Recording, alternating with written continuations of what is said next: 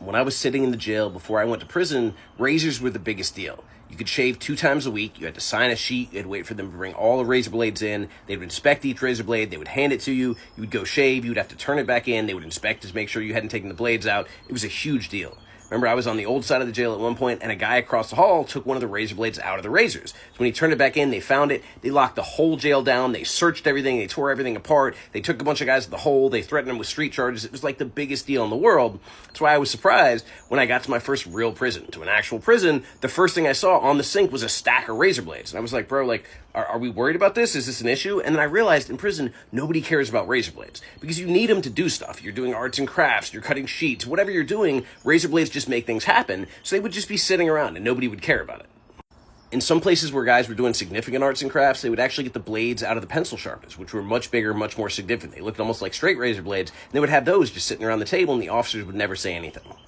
And sometimes I'll tell people that, and they'll be like, oh my God, but aren't they going to use it as a weapon? Aren't they worried that somebody's going to get hurt?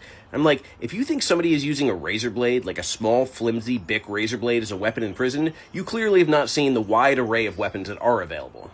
Probably the most common were ice picks, and these were pieces broken off the fence where somebody had bent it back and forth just little by little, day by day, week by week until it finally broke off. They'd sharpen it down into a really fine point, they'd wrap it in sheet to make a handle, and they'd also put a hook around their wrist so every time they pulled out, it would actually use the strength of their wrist and not just their hand.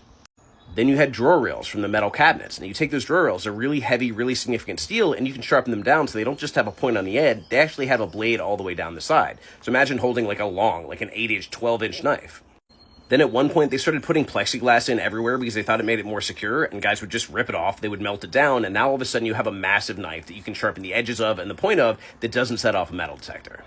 At one point, I even saw a battle axe, where a guy had taken a vent cover off the wall, he had sharpened all the edges, so you had these razor-sharp edges, he'd taken a whole bunch of newspaper, he'd rolled it up and wet it and dried it and wet it and dried it until he had a really stiff rod, and he'd lashed the vent cover to the rod so he had a giant effing battle axe.